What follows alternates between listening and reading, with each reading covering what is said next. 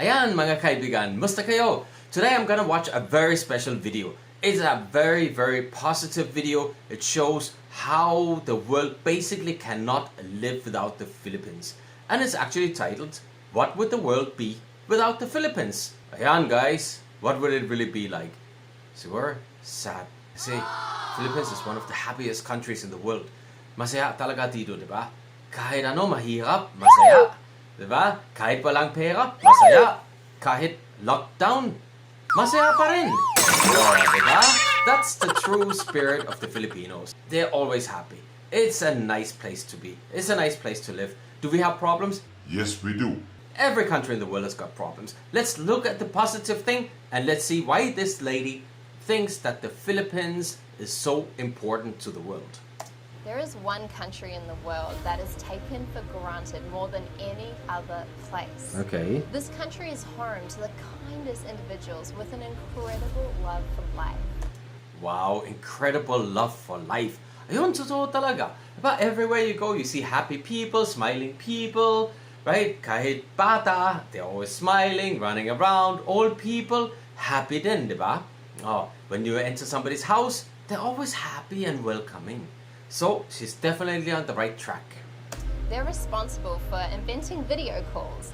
They're responsible for inventing video calls. Now, when she says this, I am actually thinking about different kind of video calls. Kasi, mga 100 years ago, they were already experimenting with video calls. Telephone calls with a little video screen. Graham Bell was experimenting with this. And a lot of other people did it. Nothing really happened. But what I think she is referring to is a Filipino called Gregorio Sara.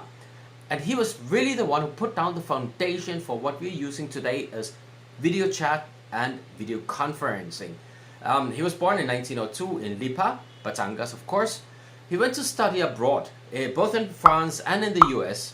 He actually invented a lot of stuff. He invented a robot. Imagine that, a working robot. He invented a sun stove. He invented solar batteries back in the 1960s, guys. It's a long time ago. Baby incubators for rural areas, and they also... Whoa, baby incubators for rural areas. Okay, so here, I also know what she's talking about. She's talking about a incubator for babies made out of bamboo, which could be used in the provinces where there were no electricity. So this bamboo incubator was actually invented by a very nice Filipina pediatrician. Her name was Fe del Mundo Villanueva. She was born way back in 1911 in Intramuros. Her family house was right in front of the Manila Cathedral. Must have been amazing. Well, 3 of her siblings actually died in infancy. Now later on, when a younger sister of hers died, she got inspired to go into medicine. And she actually was the founder of the very first children's or pediatric hospital here in the Philippines. What she did was she sold her family house, her own house, almost all her possessions. She sold them to finance and lay the foundation for the Children's Medical Center, which was inaugurated in 1957 in Quezon City. It's still there. I believe that's along E. Rodriguez, no? So that's what she means about incubators. They play a massive role in the invention of chips that we use in so many of our computers today. Okay, so when she mentions computer chips, a lot of us are thinking computer chips made in the Philippines. I never heard about this. Well, I know we have a lot of electronic companies making electronic gadgets and goods and chips. I remember there used to be an Intel factory somewhere in Makati a long time ago. I don't know if they're still there. I think they sold as far as I remember. But actually, she's right. Because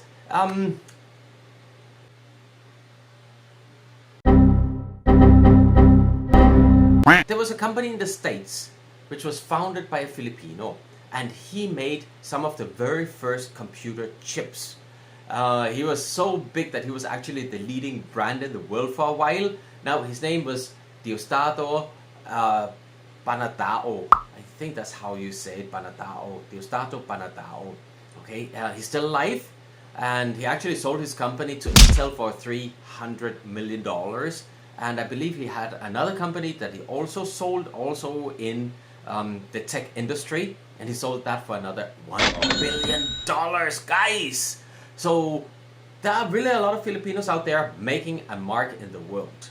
We just don't know about them, we don't hear about them, but they do exist. This country has citizens living all over the world to help you and I, to help the elderly, the sick, the poor, and many of them go totally unnoticed. Yes. When I told you that they are taken for granted, I meant it. With scarce opportunities, many family members make the tough decisions to go and work overseas so that they can better provide for their loved ones. The Filipino government has capitalized on this phenomenon and is actively exporting people for profit. Yeah, that's actually really true, huh? As far as I understand, we got more than 10 million people working as OFWs abroad. That's a huge number. I mean, that's 10% of the population, basically. Then we also got Filipinos who migrated abroad or who live abroad. So it's a really big number of Filipinos, and kahit saan, wherever I go, kahit sa Denmark, kahit sa Greenland. My sister just went to Greenland. Greenland is part of Denmark, by the way. Okay, she just went to Greenland about 4 weeks ago, I think, just around Christmas and New Year's time. And she said even in Greenland, which only has a population of 40,000 people, there are Filipinos working there. There's even a Filipino restaurant. Pretty amazing, guys. OFWs, you guys are amazing. And as soon as the restriction on the travel lifts, I am gonna go to different countries to visit you guys, you OFWs out there who support your families at home. It's an amazing job you guys are doing. I want to tell the story of the OFWs around the world. Bringing over $30 billion a year Wow. into the country. $30 billion. The Philippines is the top supplier of nurses in the world. That's right. Can you imagine? The Philippines is supplying more nurses around the world than any other country in the entire world. I understand that in England, the spouse of the Queen actually said without the Filipinos, the hospital system in England would not work. That is pretty amazing, huh? Wherever you go, whether you go to Canada, US, you always find Filipinos working in the hospitals, whether they're nurses or doctors. About 25% of all overseas nurses coming Wow. from the country. And especially now, during COVID, Yeah. the demand for Filipino caregivers and nurses is higher than ever. Correct. Without the Philippines, the world might look something like this. My goodness, what do you guys think the world would look like without the Philippines? I mean, there's so much stuff coming from the Philippines. There's so much beauty in the Philippines and the generosity of the Filipinos. We would lose 7,641 Wow, that's true. islands. 7,641 islands. That's actually the newest count, the updated count, and that's whether it's high tide or low tide. With a total landmass of 300,000 square Wow. kilometers. That's huge. These breathtakingly beautiful islands are known Oh, for boy. their agriculture, and they're home to over 35% of the world's coral reefs. God, did you guys know that? I knew we had a lot of coral reefs, but 35% of the entire world's coral reefs are in the Philippines. We really need to protect this, because this is not just benefiting the Philippines, but the entire Earth, the entire world. It is important. We need to do something to protect these coral reefs, guys. Without the Philippines, we would lose an invaluable amount of the dwindling supply of coral reefs that we have left. That's the true. luscious soil on the islands is so rich and fertile that crops can be planted all year round. So Yeah. with no Philippines, there would be a huge shortage in the production of imported coconuts, bananas, Ooh. and tropical fruits from Right. all around the world. As a blossoming and developing tech giant, the Philippines is known as the text capital of the world, Correct. where the As far as I understand, we are sending more than 400 million texts every single day dito sa Pilipinas. country sends in excess of 400 million Oh, text diba? messages 400 every million. single Sabi ko eh. day. And just so you could get a sense of how Okay. much I love this country, Yeah. there are two things that Two you things, should what? look at. One, Okay, the one. heart-wrenchingly intimate care that families give their elders. Ah, yeah. As a country with massive, massive poverty issues, many families are not able to afford care. So caring for those who have reached an older age has become deeply embedded in the backbone of their society. Young children are often taught to greet their elders with a gesture called mano po to express profound respect. And I think that's a great idea. We should keep teaching our children how to do mano po.